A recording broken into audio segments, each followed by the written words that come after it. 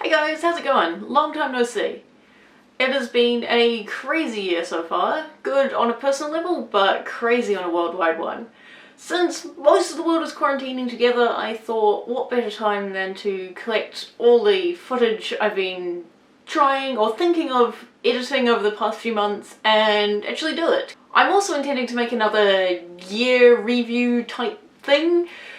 I know it's quite late in the year at this point, but I have really enjoyed going back and looking at my other one and reflecting on it, and I thought that would be something I'd quite like to share. And anyway, that's not what this video is about. This video is of my second digital painting ever, my first being my channel banner.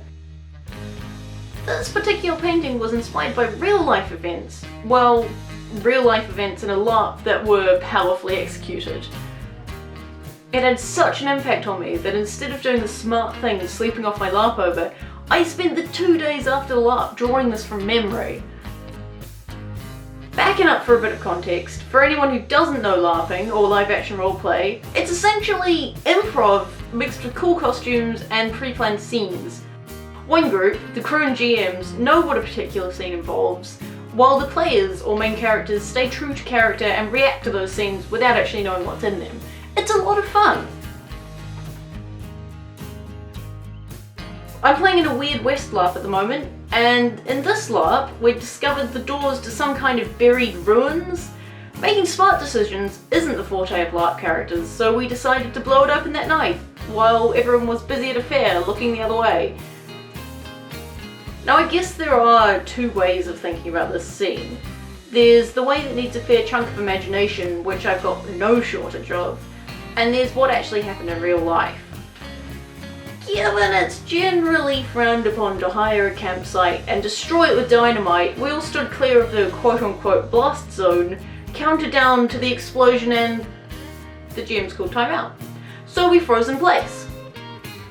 We were asked to turn around and close our eyes while the effects of the blast were prepared. We stood for what felt like an eternity in the pitch black night. Then we were instructed to turn around and open our eyes on the 2 of a countdown from 3. So that's what happened in reality. In character, no time passed during the timeout, and smoke billowed from the hole we'd created. I stood blinking stupidly into the darkness. There was nothing there.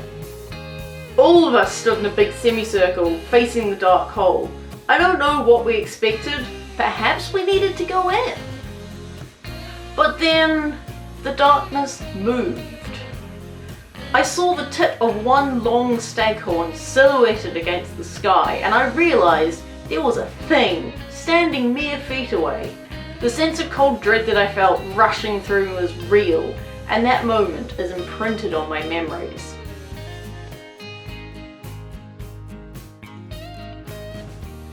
Everything about that scene was perfectly executed.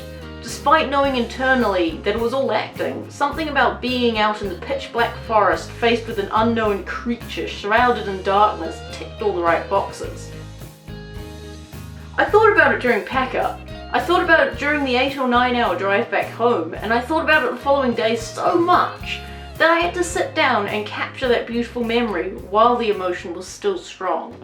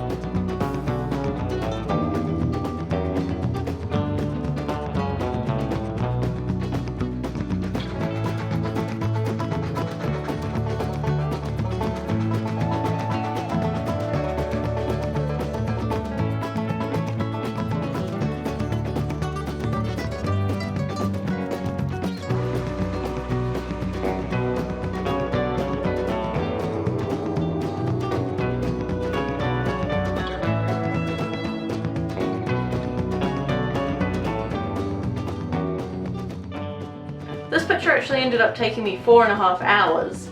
A lot of it came down to having a really strong sense of what the picture should look like, but not really having much experience with how layers worked or what certain pen types did. I spent a fair amount of time fixing dumb mistakes where I had too many things on the same layer, or needing to try the tools until I found one that fit the image of what I wanted.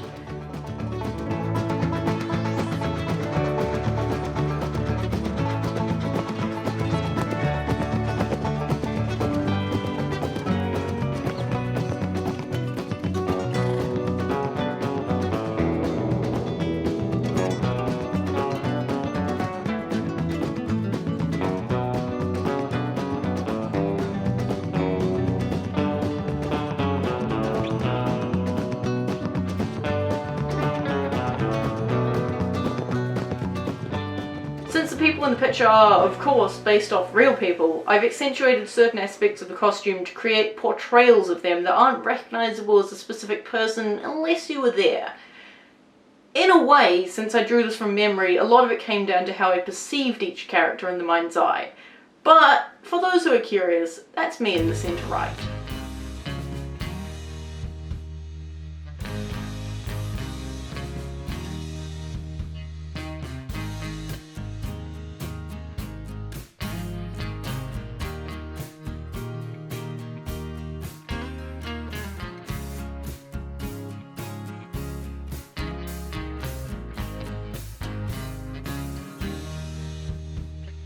When it comes down to it, I'm really happy with how this turned out. There are a few wonky bits that I won't point out, but I don't think I could have done it better. I hope you guys enjoyed the story behind the picture and watching it come together. I'll see you next time. Bye.